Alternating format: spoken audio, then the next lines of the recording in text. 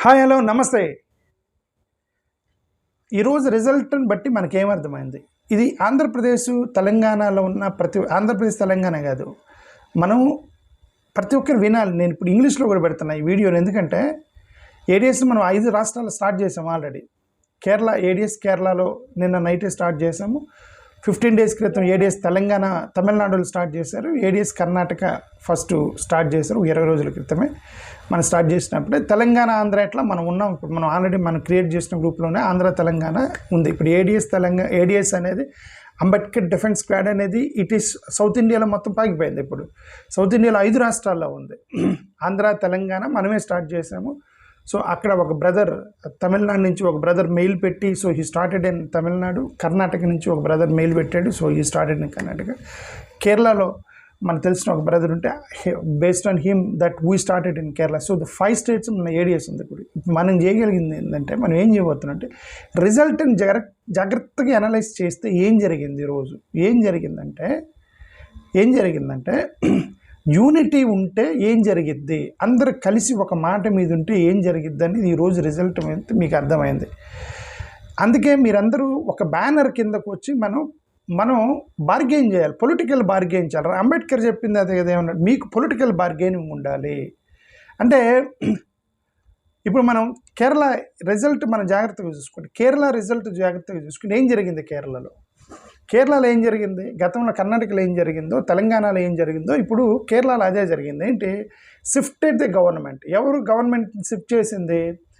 అక్కడ ఉన్నటువంటి క్రిస్టియన్ మైనారిటీలు, ముస్లిం మైనారిటీలు, ఆదివాసీలు, దళితులు, ఎస్సీ ఎస్టీ బీసీలు, రిజర్వేషన్స్ మీద ఆధారపడే వాళ్ళు మొత్తం కూడా వాళ్ళు అంటే షిఫ్ట్ చేశారు గవర్నమెంట్ని. ఎందుకు?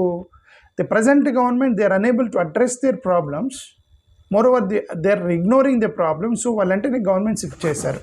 అంటే అర్థమైంది, మనం అనుకుంటే మనం ప్రభుత్వాలని మార్చగలం. మనం అనుకుంటే ప్రభుత్వాలని మనం ఒక షిఫ్ట్ చేయగలం. మనం అనుకుంటే ప్రభుత్వాలన్నింటిని కూడా తిప్పేయగలము. అప్పటికప్పుడుగా ప్రభుత్వాన్ని చట్టాలను మార్చగలం మనం అనుకుంటే.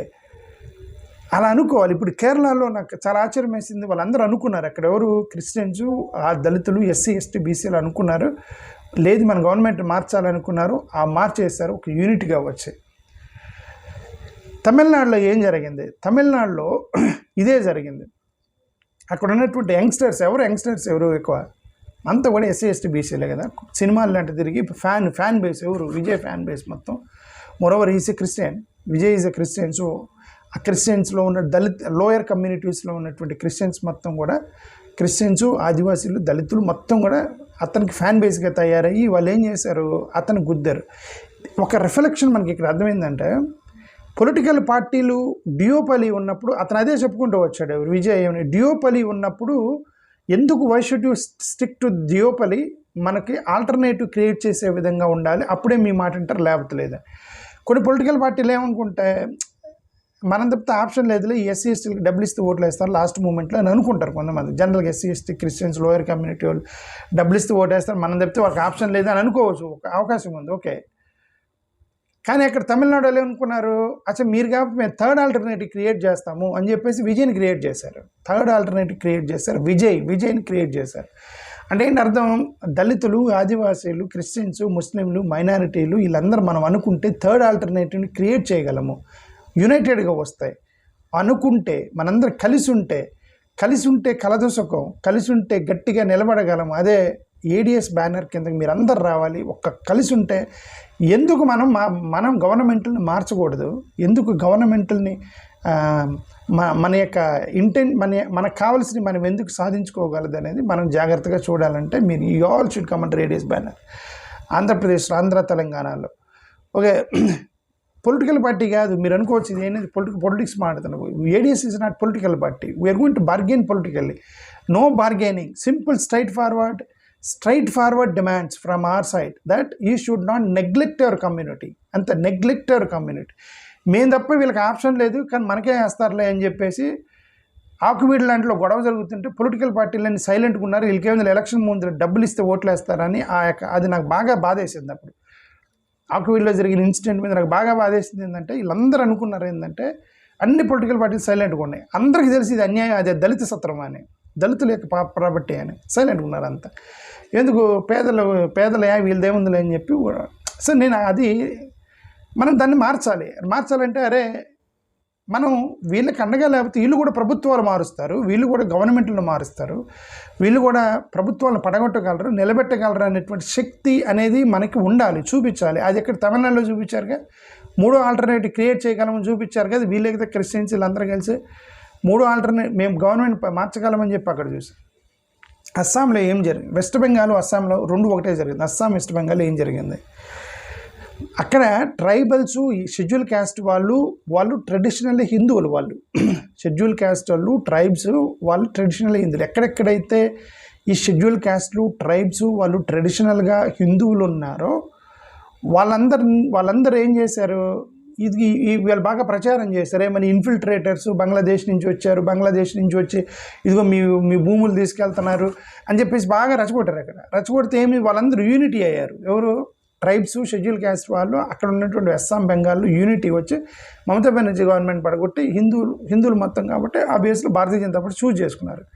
బట్ అక్కడ హిందువులు, ఇక్కడ మన ఎస్సీ ఎస్టీలు ఎవరు, ఎక్కడెక్కడ సౌత్ ఇండియాలో హిందువులు కాదు కదా, సౌత్ ఇండియాలో క్రిస్టియన్స్ వీళ్ళందరూ ఉన్నారు కదా, అందరు కలిసి ఉన్నారు కదా, హిందూ క్రిస్టియన్ ముస్లిమ్స్ అందరూ ఉన్నారు. షెడ్యూల్ క్యాస్ట్ నుంచి వచ్చేసరికి బుద్ధిస్టులు వీళ్ళందరూ ఉన్నారు. సో అంటే ఏంటి అర్థం, we should be able to dictate, we should be able to demand hour demands. ఏంటి మన డిమాండ్స్ అంటే, దళిత క్రైస్తవులకి ఎస్సీ స్టాటస్ అనేది గట్టిగా పట్టుకోవాలి. ఊరికే రెజల్యూషన్ పాస్ చేసి డస్ట్బిన్లు పడేయకూడదు, ఢిల్లీ కూడా పంపించకుండా. అలాంటివి కాకుండా దళిత క్రైస్తవులకి ఎస్సీ స్టాటస్ అని క్రిస్టియన్స్ గట్టిగా పట్టుకునేటువంటి ఒక ప్రభుత్వం కావాలి. అది చేయాలంటే మనం గవర్నమెంట్లో పడగొట్టాలి. వీళ్ళతో ఎందుకు వచ్చినా కూడా గవర్నమెంట్లో పడగొడతారు అని చెప్పేసి అనిపించింది అనుకోండి. అప్పుడు అది రావాలంటే ఏం చేయాలి, మీరందరూ ఒక సింగిల్ బ్యానర్ మీద రావాలి. మీకు ఆప్షన్ లేదు, ఏడీఎస్ బ్యానర్ మీదకి రావాలి బ్రదర్. మీరు ఏదైనా అనుకోండి, ఇప్పటికీ మేము 5 రాష్ట్రాల్లో పెట్టాము. ఈ 5 రాష్ట్రాల్లో స్టార్ట్ చేసాము ఈ ఏడీఎస్ని. తమిళనాడులో స్టార్ట్ చేసాము, కర్ణాటకలో స్టార్ట్ చేసాము, నిన్న నైట్ కేరళలో స్టార్ట్ చేసాము, తెలంగాణ ఆంధ్రాలో మనమే స్టార్ట్ చేసాం. కాబట్టి ఆంధ్ర తెలంగాణ అలాగా ఉంది. 5 రాష్ట్రాల్లో ఉంది ఏడీఎస్ అనేది. ఈ 5 రాష్ట్రాల్లో రాజకీయాల్లో బార్గెనింగ్ చేయబోతున్నాం మనం. మా దళితుల తరపున, క్రిస్టియన్స్ తరపున మీరు గట్టిగా ఇవి పట్టుకోవాల్సిందే. దళిత క్రైస్తవులకు ఎస్సీ స్టేటస్ కోసం మీరు గట్టిగా ఫైట్ చేయాల్సిందే. ఒకటి, రిజర్వేషన్స్ని జనాభా ప్రాతిపదికన పెంచాల్సిందే, తప్పదు.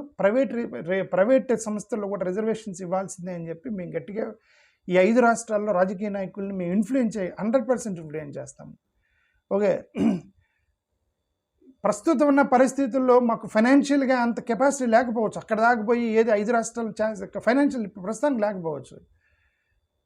It doesn't take much time. Okay, it doesn't take much time.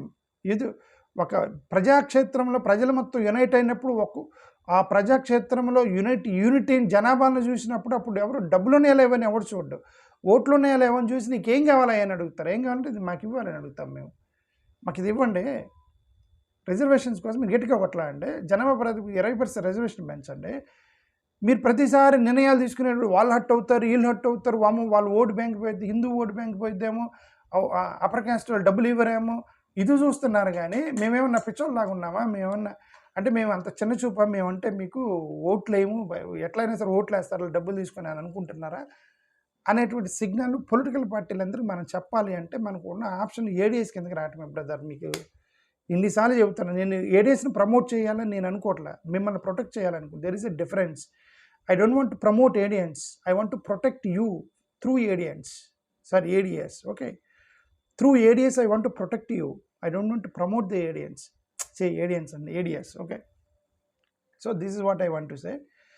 మీరందరూ కూడా ఈ రిజల్ట్ చూసిన తర్వాత అన్నా సరే యూనిటీ యొక్క గొప్పతనం, స్ట్రెంగ్త్ యొక్క గొప్పతనం, క్రిస్టియన్స్ మైనార్టీలు మొత్తం కలిసి కమ్యూనిస్ట్ పార్టీని ఎలా మార్చారో, ఇక్కడ క్రిస్టియన్స్ దళితులు కలిసి థర్డ్ ఫ్రంట్ని ఎలాగ సృష్టించారు, తమిళనాడులో వెస్ట్ బెంగాల్ వాటిలో ఎలాగైతే ఈ ఆదివాసీలు వీళ్ళందరూ కూడా ఒక ఏకమై వాళ్ళకి కావాల్సిన గవర్నమెంట్ బీజేపీ గవర్నమెంట్ని ఎంచుకున్నారు. ఇక్కడున్నటువంటి దళిత క్రిస్టియన్లు, దళితులు, ఆదివాసీలు రిజర్వేషన్ కోసం చూసుకునే వాళ్ళు కూడా యూనిటీ కిందకు వస్తే అప్పుడు మేము చెప్తాము, if you want we can change the governments. So కాబట్టి డోంట్ ట్యాంపర్ అస్. మీరు మమ్మల్ని ట్యాంపర్ చేయొద్దు, చిన్న చూపు చూడొద్దు.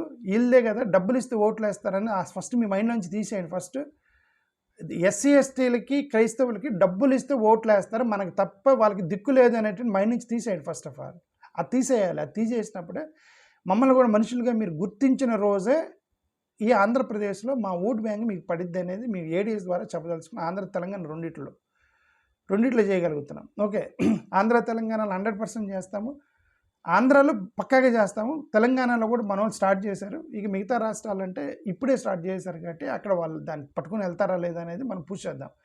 Thank you. ఇట్స్ ఎనీవే మీ అందరికీ thank you for who ever join in ADs. Because 5 రాష్ట్రాల్లో మనం స్టార్ట్ చేసామంటే విజయ్ స్టార్ట్ చేసిన పొలిటికల్ పార్టీ చేసిన 5 నెలల్లో అతను ముఖ్యమంత్రి అయ్యాడు. మనం ఏడీఎస్ స్టార్ట్ చేసిన 5 రోజుల్లో 5 రాష్ట్రాల్లో ఓపెన్ చేసాం దాన్ని. That is the greatness of ADs. Thank you. నమస్కారం.